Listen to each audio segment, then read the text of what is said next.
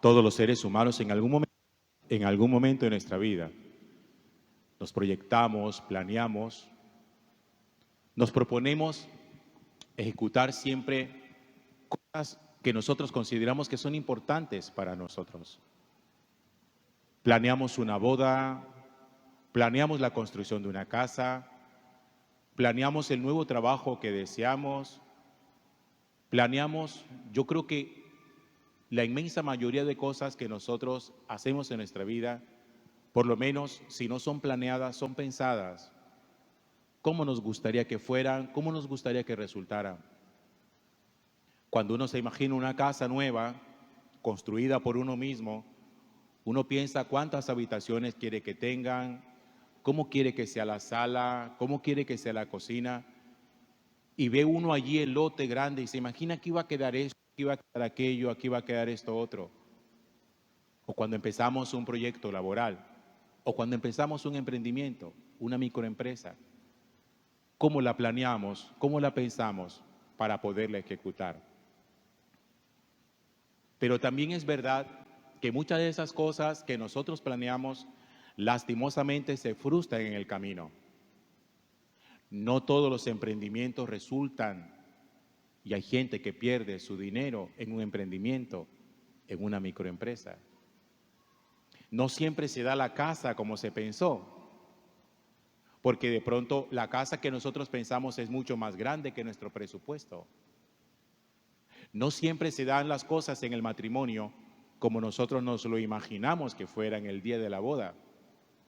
Pensamos el día de la boda que todo iba a ser dicha, que todo iba a ser felicidad, y la convivencia nos muestra a nosotros otra cosa totalmente diferente, que es mucho más compleja. Y por eso yo quiero que nosotros nos pongamos a pensar cómo lograr hacer proyectos ejecutables que lleguen a buen término. ¿Cuál debería ser un principio fundamental para una persona que inicia un proyecto, cualquiera que sea, que pueda decir esto va a llegar a feliz término? ¿Cómo pueden los novios el día de su boda decir yo prometo amarte y respetarte en la alegría, en la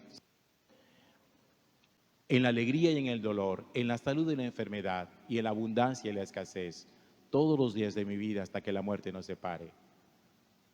¿Cómo hacer posible que de verdad sea todos los días de nuestra vida hasta que la muerte nos separe? ¿Cómo impedir que el proyecto se frustre y que a los 2 meses, a los 2 años, a los 10 años estemos pensando esto hay que acabarlo, necesitamos divorciarnos? ¿Cómo puede uno llevar a ejecución algo que no se malogre? Como ustedes son un pueblo creyente, yo les respondo a partir de la palabra de Dios. Es posible que otra persona desprovisto de la palabra de Dios pueda encontrar un camino distinto para eso. Yo voy a plantearles el camino que Dios a nosotros nos presenta hoy a través de la primera lectura que está tomada del libro de Nehemías. Los contextualizo para poderle entender. Cuando el pueblo de Israel fue invadido por Babilonia, fueron muchos los años en que la gente del pueblo estuvo desterrada. Fueron aproximadamente 70 años. 70 años significa 2 generaciones. Es decir, los que fueron desterrados de Israel siendo niños, cuando tuvieron la posibilidad de poder regresar a su tierra, eran adultos mayores. Imagínense uno salir de su tierra a los 10 años y que a los 70 pueda volver, ya tiene 80. Pero cuando uno llega a su tierra, no la va a encontrar tal y como la dejó. Además, porque Israel, en la época en que fue desterrado de su tierra, obviamente el abandono de las tierras trae mucha ruina. Así como cuando uno deja una casa abandonada, unos cuantos meses, la casa la encuentra en pocos meses casi que destruida. Imagínense ustedes una tierra sin cultivar, sin construir durante 70 años. Cuando los que tuvieron la posibilidad de poder regresar, regresaron, encontraron un terreno muy desolador. Las ciudades estaban destruidas, las murallas estaban caídas, y es como empezar nuevamente de cero. ¿Y ustedes creen que para una persona de 70 años empezar a reconstruir una ciudad es tan sencillo? No es fácil. Pero aún así, había personas que anhelaban algún día poder regresar a su propia tierra. Y cuando se les dio la oportunidad, porque Ciro les dio la oportunidad de ello, al regresar a Israel, encontraron un terreno muy desolador. Pero como llevaban el entusiasmo primero, dijeron, pues vamos a hacerle, vamos a reconstruir nuestra ciudad. Pero no es fácil reconstruir una ciudad, porque las fuerzas están, el ánimo se acaba, el dinero no alcanza, y llega el momento en que como que todo se deja tirado. La motivación se acaba. Y uno siempre tiene que ponerse a pensar cuando inicia un proyecto, su motivación, ¿dónde está fundada? Porque la motivación no puede estar fundada solamente sobre nuestro estado anímico. Porque nosotros siempre empezamos anímicamente bien, muy entusiasmados las cosas. Cuando usted abre un local nuevo con su emprendimiento, no empieza lleno de ilusiones y de esperanza, muy animado. Cuando usted está recién casado, no empieza desde la noche de bodas muy animado. Pero resulta que esa motivación en el camino se acaba, porque los estados anímicos son cambiantes. Y entonces uno un día se siente muy motivado, anímicamente se siente muy bien, pero ya después pierde su estado de ánimo y entonces al final uno se aburre y dice, yo no debí haber iniciado esto, yo no debí haber metido este dinero en esta empresa, yo no debí haberme casado, yo no debí haber hecho tal cosa. Por eso, una de las cosas que yo quiero que ustedes entiendan es, cuando usted empieza un proyecto, ¿sobre qué lo fundamenta? Y quiero recordarle esto, no fundamente sus proyectos sobre sus estados anímicos. Entiéndalo, por favor, porque los estados anímicos son muy cambiantes. Nosotros somos muy volubles. Nosotros un día estamos animados y otro día estamos desanimados. Uno un día cree en algo y al otro día ya no cree en eso. Uno un día empieza pensando que es posible y después cree que ya no es posible. Los israelitas cuando regresaron a su tierra llegaron entusiastas. Miren, tan entusiastas que dice el Salmo que cuando al ir iban llorando, y al volver volvieron cantando. Claro, cuando los desterraron a ellos, iban muy tristes y llorando. Cuando regresaron a su tierra, 70 años después, los que regresaron, volvieron cantando. ¿Pero ustedes creen que ese canto duró todo por siempre? No. Ellos empezaron a reconstruir la ciudad, pero llegó un momento en que su estado de ánimo decayó y dejaron tirada la construcción. Y por eso había dos hombres que estaban allí como a la cabeza para poder mantener al pueblo siempre animado, que eran Esdras y Nehemías. Esdras, que era un sacerdote de la época, y Esdras, que era un gobernador, es decir, la fuerza religiosa y la fuerza política. Para construir la ciudad se necesitaba fuerza política y fuerza religiosa. Esdras representaba la fuerza religiosa y Nehemías representaba la fuerza política. Y un día, en medio de todo ese desánimo del pueblo, dice la Sagrada Escritura hoy que el sacerdote Esdras encontró un libro de la ley, encontró lo que nosotros tenemos hoy en la Biblia, que se llama el Pentateuco: Génesis, Éxodo, Levítico, Números y Deuteronomio. Lo que Esdras tenía en su mano eran esos textos de la Sagrada Escritura. Los encontró, no dice dónde, pero ellos habían perdido contacto con la palabra de Dios en el destierro. Yo espero estar haciéndome comprender, porque necesito que ustedes contextualicen muy bien esto para que sepan esto a dónde va. Cuando ellos son desterrados, pierden contacto con la palabra de Dios. No existe la palabra de Dios escrita. De tal manera que muchos que fueron desterrados cuando regresaron, no conocían la palabra de Dios. Al regresar y al desanimarse, resulta que Esdras encuentra textos de la palabra de Dios, de los cuales ellos tenían referencia.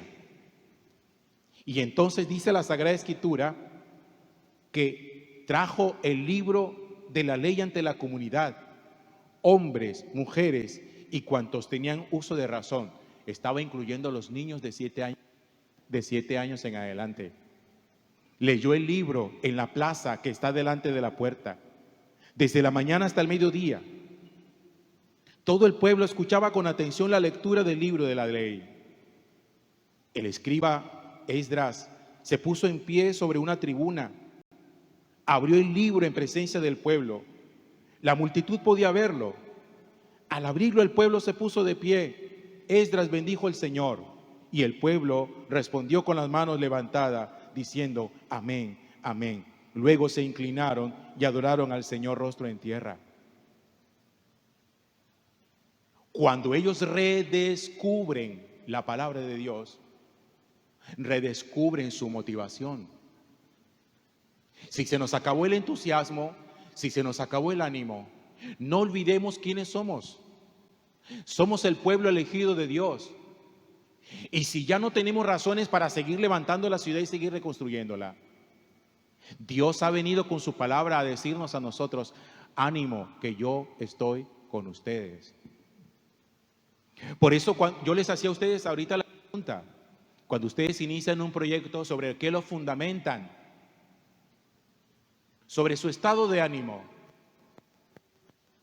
sobre la confianza de que lo que van a hacer va a resultar, de que la microempresa que se ha empezado va a convertirse en una gran empresa, de que el matrimonio que han empezado va a llegar a feliz término. No se puede fundamentar eso sobre animosidad, sobre los estados de ánimo. Hay que fundamentarlos, en el caso nuestro, los creyentes, sobre lo que Dios nos dice. ¿Qué les quiero decir con esto? Que hay proyectos nuestros que no deben ser ejecutados sin que la palabra de Dios sea la que nos instruya y la palabra sea que nos diga a nosotros a dónde va y cómo es que tenemos que hacerlo. Miren, aprendamos a orar antes de tomar decisiones. Aprendamos a leer la palabra de Dios antes de tomar una decisión. No se imagine cosas, porque nosotros con la imaginación transformamos el mundo, con la imaginación. Pero las fuerzas no nos dan para ello y todo lo dejamos tirado. Y entonces empezamos un noviazgo porque tú me gustas y yo te gusto, y ya después nos dejamos de gustar. Empezamos un matrimonio porque tú me quieres y yo te quiero, y ya después nos dejamos de querer. Pero no tenemos en cuenta lo que Dios dice, cómo se construye una relación de noviazgo, cómo se construye una relación matrimonial. Y como los israelitas de aquella época, somos ajenos e ignorantes de qué es lo que Dios nos dice. Y por eso cuando la palabra de Dios la descubrimos y cuando la palabra de Dios se nos proclama, uno entiende que la palabra de Dios tiene fundamentación. Y entonces ya cuando yo inicio un proyecto de vida, no lo inicio sencillamente a partir de mi estado de ánimo, le insisto por enésima vez, sino que lo construyo a partir de lo que Dios ha dicho. Y con eso voy seguro. A los que son aquí novios, yo les preguntaría si ustedes han permitido que Dios les diga un noviazgo cómo se construye. Si saben qué dice Dios de un noviazgo. Los que son esposos, usted sabe qué dice Dios, cómo es la responsabilidad, o van echándolo para adelante como les resulte, a ver lo que nos da, lo que nosotros entendemos. Por eso fracasamos. Y fracasamos con un emprendimiento. Porque pensamos que es cualquier cosa, que es sencillamente, aquí tengo un local, aquí tengo dinero, voy a emprender esto, voy a iniciar esto. No, no tome decisiones sin haber orado antes. No tome decisiones sin haberse dejado instruir por lo que Dios quiere decirnos. Hay una instrucción de parte de Dios. Los israelitas que regresaron a la tierra estuvieron a punto de dejar abandonada la reconstrucción de la ciudad. Pero cuando redescubren por Esdras y Nehemías la palabra de Dios, que se las vuelven a leer, dicen, aquí encontramos ahora sí la fundamentación para continuar. ¿Qué ha querido usted dejar tirado? Yo supongo que hay cosas que uno ha iniciado que quiere terminarlas. Que uno dice, ya esto no va más. Voy a cerrar este negocio, voy a acabar esta relación, voy a separarme. Y la pregunta es, ¿usted ha dejado instruir su corazón y su vida por el Señor? Para que el Señor le ayude a entender esto de manera diferente. Para que no tome decisiones apresuradas, pero tiene que dejarse instruir por el Señor. Miren, uno para casarse tiene que orar y pedir discernimiento, pero para separarse también y pedir discernimiento. Para abrir un negocio hay que orar y para cerrarlo también. ¿Por qué lo voy a cerrar? Para iniciar un trabajo y para renunciar. Para uno y para lo otro hay que orar y pedirle al Señor instrucción y pedirle al Señor discernimiento. Porque si no van a dar bandazos nada más, de un lado para el otro, equivocándose una y otra vez. Porque miren, hay gente que se equivoca cuando se casa, se equivoca cuando se separa. Hay gente que empieza un noviazgo que no deberían empezar. Y se casan cuando no deberían casarse.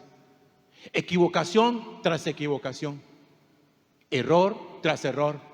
¿Y todo por qué? Porque un día se levantan entusiastas y le dicen a ella, cásate conmigo. Y ella entusiasta le dice que sí. Se acaba el entusiasmo, se acaba el supuesto amor que se tiene, viene la separación. Hay que permitir que Dios nos instruya. Yo sí quiero saber, yo sí quiero tener la certeza de que cuando usted atraviesa esta puerta y participa de la Eucaristía, usted viene porque se quiere dejar instruir por Dios.